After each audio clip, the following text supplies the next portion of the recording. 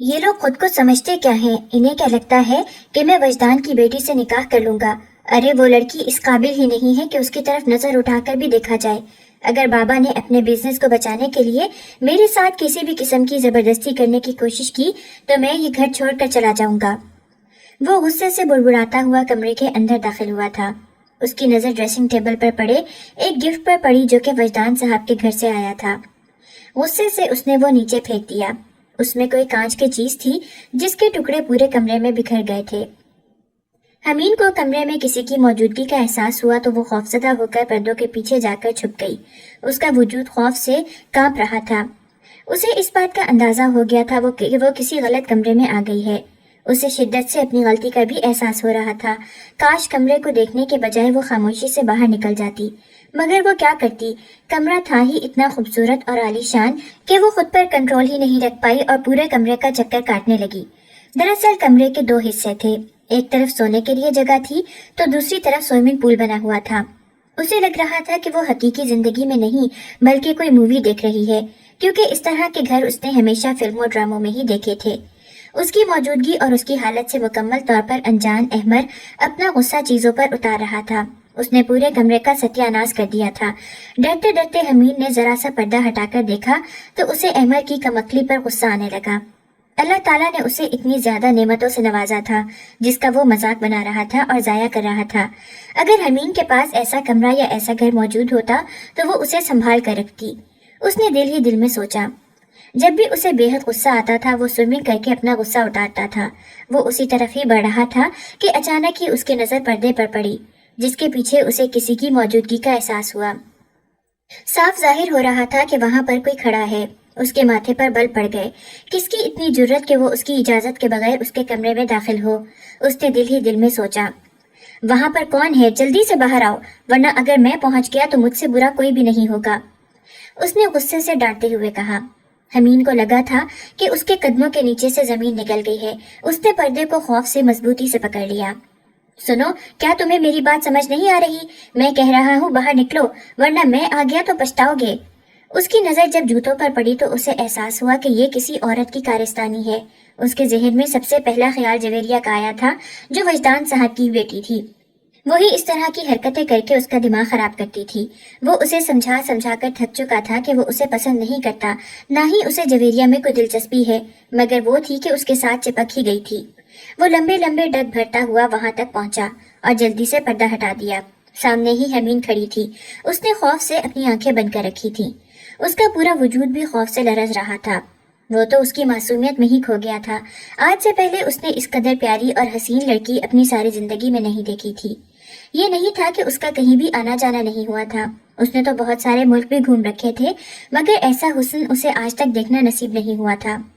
وہ جو تھوڑی دیر پہلے غصے میں تھا اور ہر چیز تہس نہس کرنے کا ارادہ رکھتا تھا، اب اس کا غصہ جھاگ کی طرح بیٹھ گیا تھا۔ کون ہو آپ؟ اس نے گھمبیر لہجے میں پوچھا۔ حمید نے پٹ سے اپنی آنکھیں کھول دی اور معصومیت سے کہنے لگی، میں حمید ہوں، فرسٹ ایئر کی اسٹوڈنٹ ہوں، گلشن آباد میں رہتی ہوں۔ اس نے اپنا پورا تعارف کروا دیا تھا۔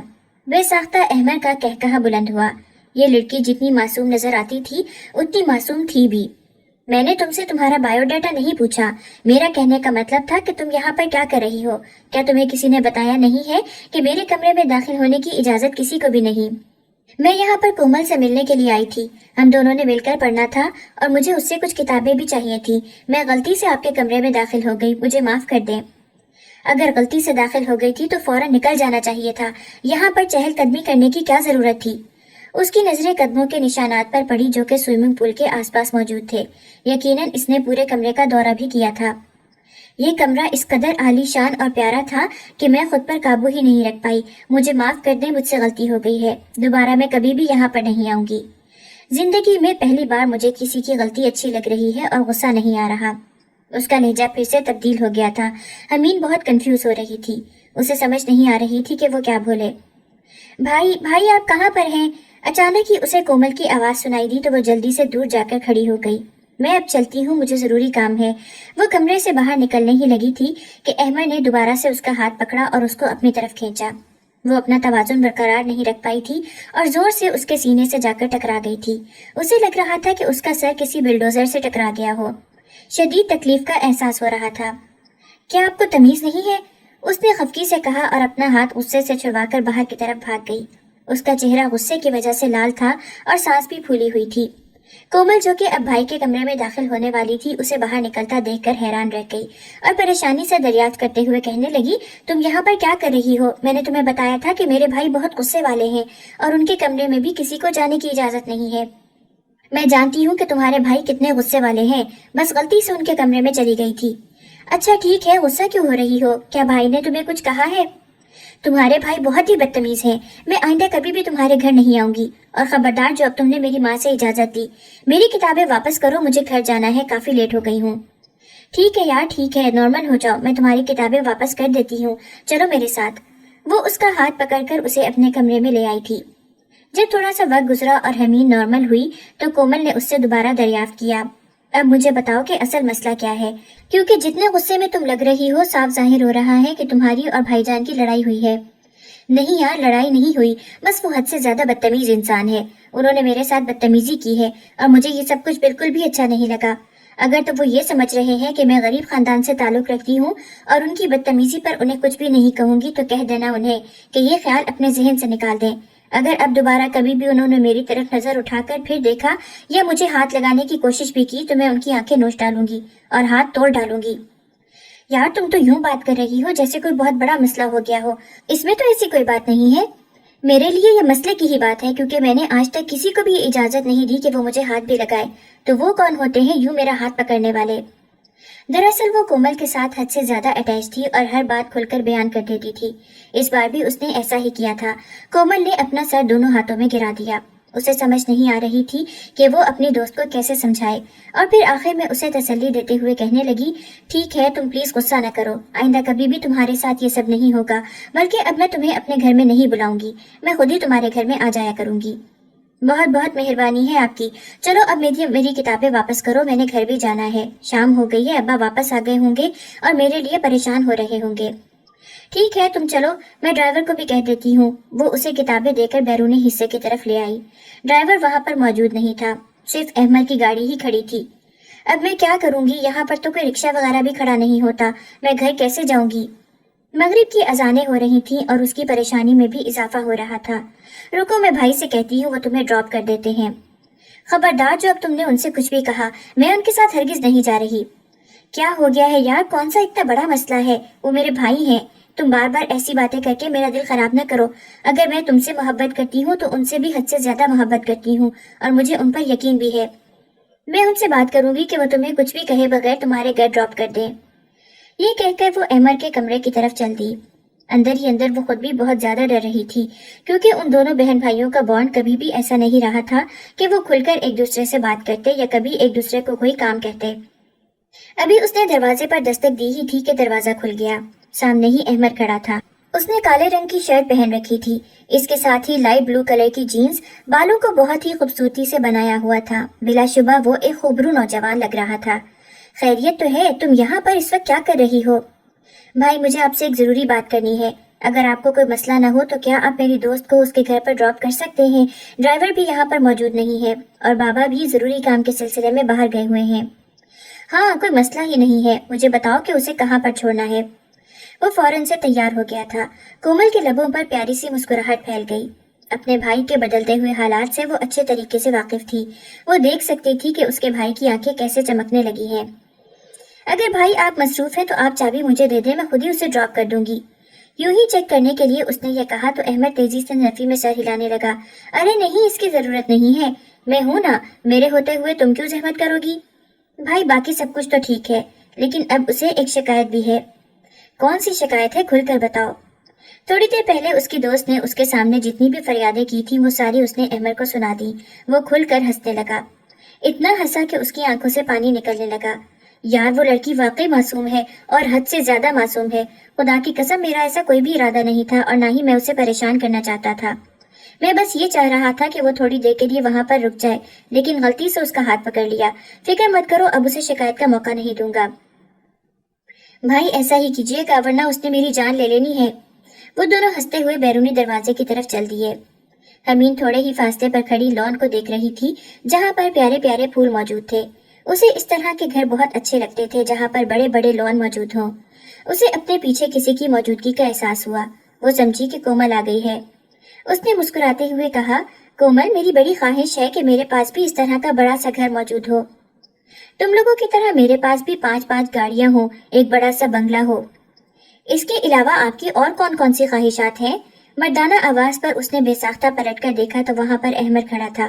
اسے شرمندگی ہونے لگی، مگر جلدی اس نے اپنے اوپر قابو پایا اور خفگی سے کہنے لگی، یہ کیا طریقہ ہے؟ میڈم صاحبہ، آپ کو ایک بات بتا دیتا ہوں کہ مجھے کوئی بھی طریقہ نہیں آتا، بہت ہی جاہل بندہ ہوں، مگر آپ مجھے ٹوک دیا کریں گی تو میں بالکل ٹھیک ہو جاؤں گا۔ کوئی کہہ ہی نہیں سکتا تھا کہ وہ ایک بہت بڑی کمپنی کا بزنس مین ہے، کیونکہ اس وقت وہ جس طرح کی باتیں کر رہا تھا وہ ایک سڑپ چھاپ لگ رہا تھا۔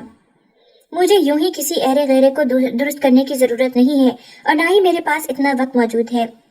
اس نے ایک گہری سانس لی اور بولا، ٹھیک ہے، اگر آپ کی اجازت ہو تو میں آپ کو آپ کے گھر تک ڈراپ کر سکتا ہوں۔ اگر آپ مجھے یہ شرف دینا چاہیں تو آپ کا مجھ پر بہت بڑا احسان ہوگا۔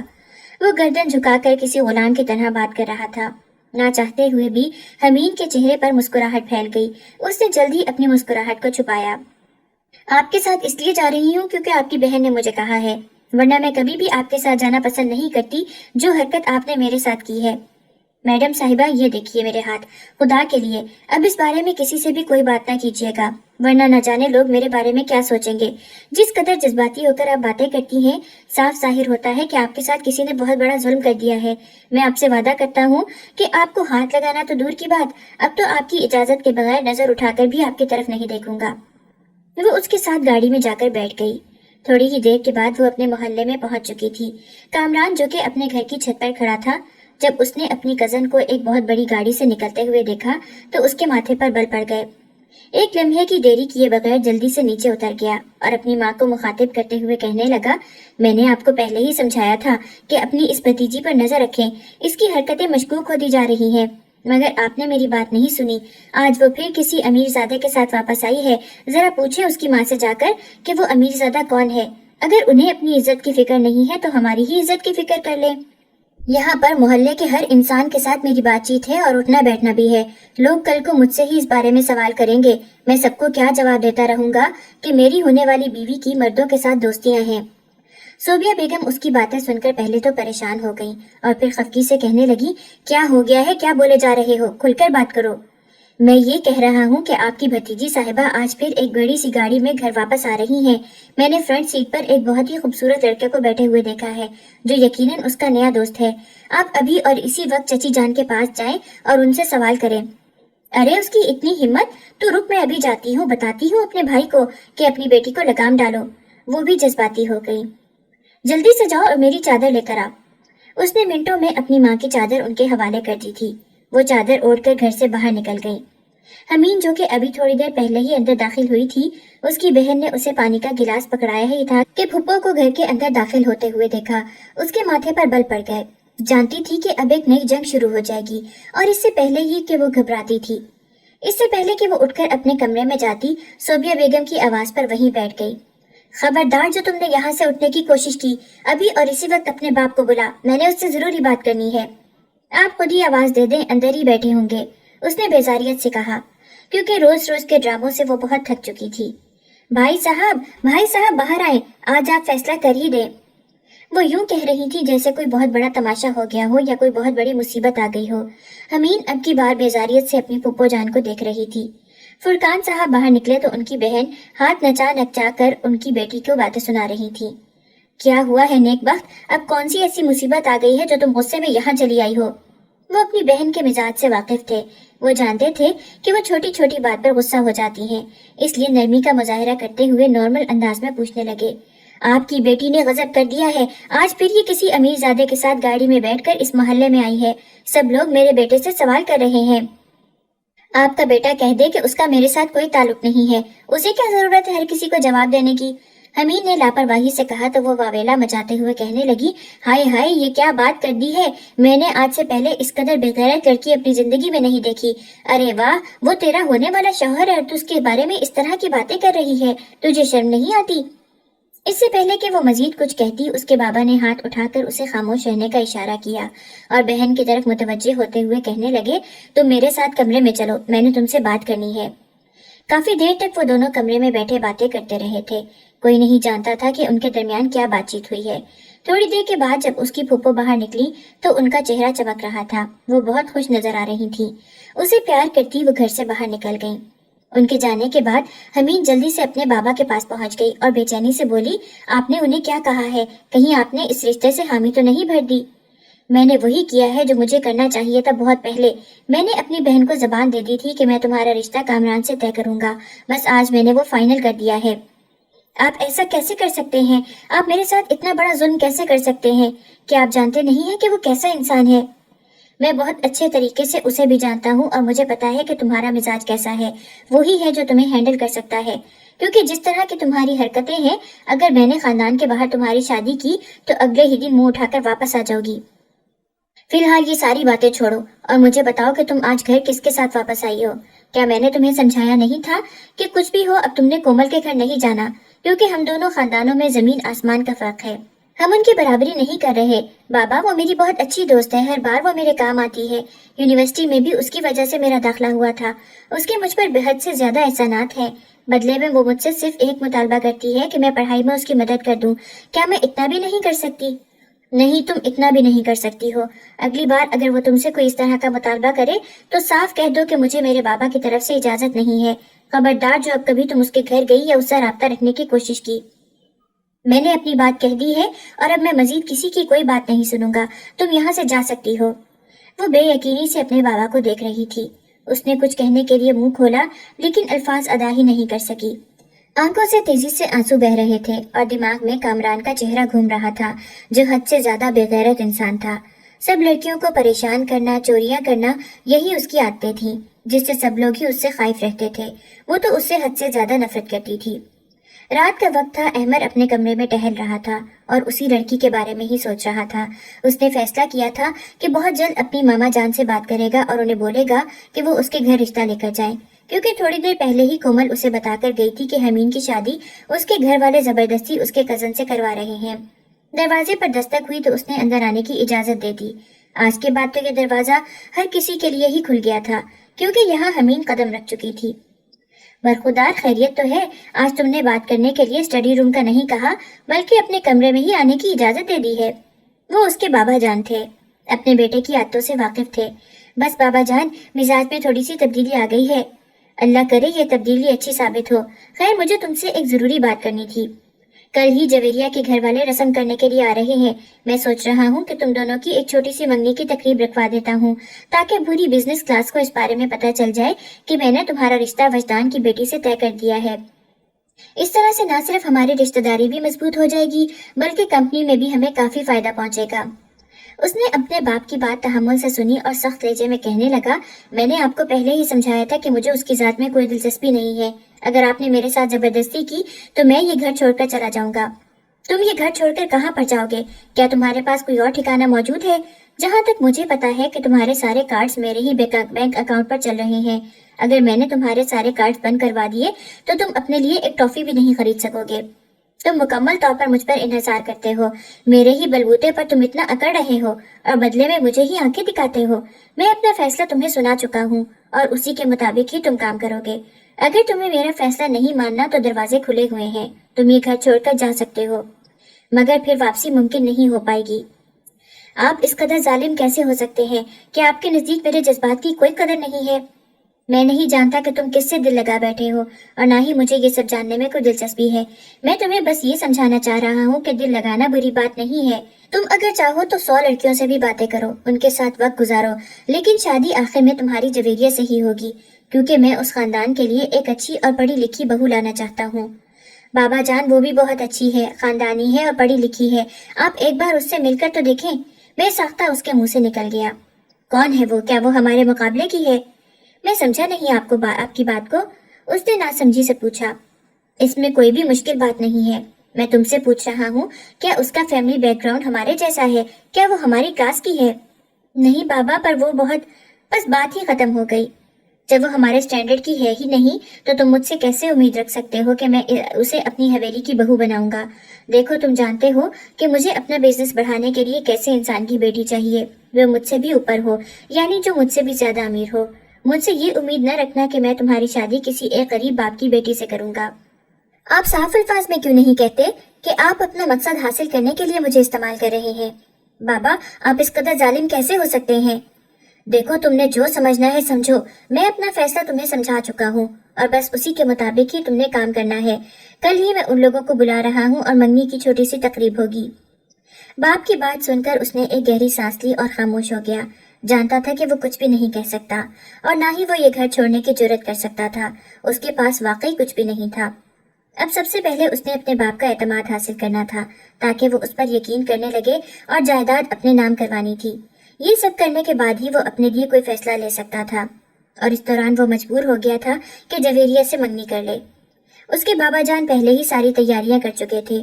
शाम के वक्त उसे होटल ले जाया गया। वो उस वक्त स्टेज पर जवेरिया के साथ बैठा हुआ था। उसके माथे पर बल पड़े हुए थे। वो बिल्कुल भी खुश नजर नहीं आ रहा था। सब लोग उसके बारे में बातें कर रहे थे, मगर उसे तो जैसे किसी चीज की कोई फिक्र ही नहीं थी। जवेरिया को भी अब बोरियत होने लगी थी। वो बेचैनी से कहने लगी, ये क्या तरीका है? अपने चेहरे पर मुस्कुराहट लाओ। सब ये समझ रहे हैं कि तुम जबरदस्ती यहाँ पर बैठे हुए हो। सब ठीक समझ रहे हैं। मुझे यहाँ पर जबरदस्ती ही बिठाया गया है, वरना तुम भी जानती हो कि मैं तुमसे कितनी नफरत करता हूँ। खैर, तुम्हारी नफरत करने का कोई भी फायदा नहीं हुआ, क्योंकि अभी हम दोनों का निकाह हो रहा है। तुम चाहकर भी इनकार नहीं कर सकते। उसकी बात सुनकर वो अपनी जगह पर उठ खड़ा हुआ। जल्दी उसे अपनी गलती का एहसास हुआ। वो दोबारा से बाहर गया और घुर्राते हुए कहने लगा, तुमने क्या कहा? फिर से कहो। मैंने वही कहा जो कहना चाहिए था। तुम्हें पता नहीं है कि आज हम दोनों का निकाह होने वाला है?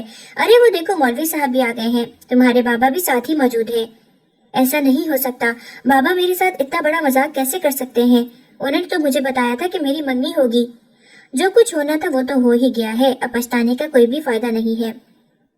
उन दोनों का निकाह हो चुका था। जवेरिया उसकी बीवी बन चुकी थी। अहमद का बस नहीं चल रहा था कि वो सारी दुनिया को आग लगा दे।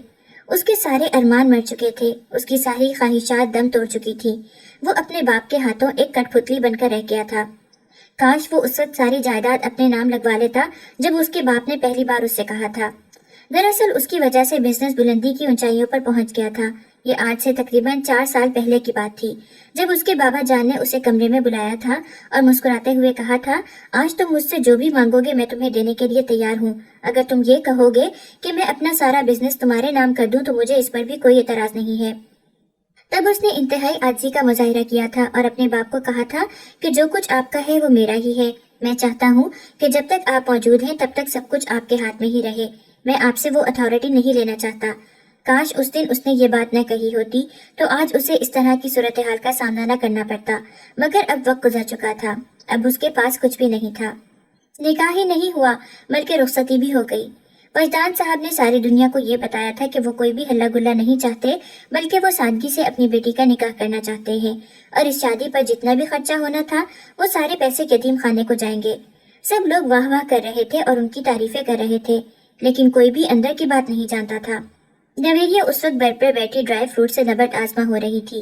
उसके लबों पर मुस्कुराहट फैली हुई थी जब वो कमरे के अंदर दाखिल हुआ और उस लड़की को इस्तेहकाक से अपने बिस्तर पर बैठे हुए देखा तो एक गहरी सांस ली। तो फिर आपको कैसा महसूस हो रहा है हारते हुए? मुझे मुंह न लगाओ, फिलहाल मैं बहुत गुस्से में हूँ। मैं नहीं चाहता कि तुम्हारा वो हशर करूँ जिस पर बाद में मैं खुद भी पछताता रहूं। क्या आपको लगता है कि आप मेरा कुछ बिगाड़ सकते हैं? मुझ पर हाथ उठाना तो दूर की बात, आप मुझसे गुस्से से देख भी नहीं सकते। मैं आपके बाबा को जाकर शिकायत लगा दूंगी। वो उसके साथ बहस कर रही थी जब अचानक ही उसकी तबीयत खराब होने लगी। वो भागी हुई वॉशरूम में गई। उसे वॉमिटिंग हो रही थी। उसकी हालत देखकर एक लम्हे के लिए अहमद भी परेशान हो गया। जब वो वहां पर गया तो देखा वो बेहोश जमीन पर पड़ी हुई थी। या अल्लाह, मुझे सब्र अजीम अता फरमा। उसने दिल ही दिल में दुआ की और उसे लेकर गाड़ी की तरफ बढ़ गया। अस्पताल में जाकर उसे जो खबर मिली उसे लगा था कि कदमों के नीचे से जमीन निकल गई है। उसका गुस्सा उरूज पर था। उसी लम्हे बाप को कॉल करके अस्पताल में बुलाया और रिपोर्ट उनके मुंह पर मारते हुए कहा, ये सब क्या है? क्या आपने मुझे इतना बेगैरत समझा हुआ था? आपको लगता था कि मैं इस औरत से निकाह कर लूंगा और इसे सारी जिंदगी अपनी बीवी बनाकर रखूंगा?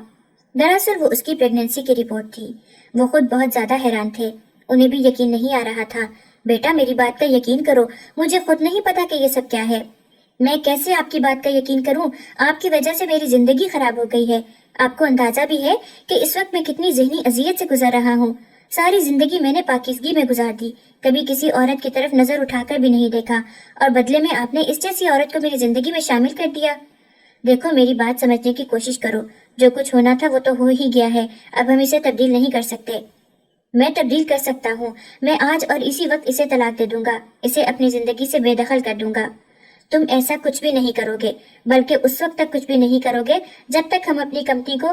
اس سے پہلے کہ وہ بات مکمل کرتے وہ چیختے ہوئے کہنے لگا، بس بہت ہو گیا ہے، مجھے آپ کی کمپنی سے کوئی لینا دینا نہیں ہے، مجھے اب صرف اور صرف اپنی عزت کی پرواہ ہے۔ دیکھو میری بات سنو، اس کے باپ نے ہمارے ساتھ دھوکہ دیا ہے تو ہم بدلہ لیے بغیر نہیں چھوڑ سکتے۔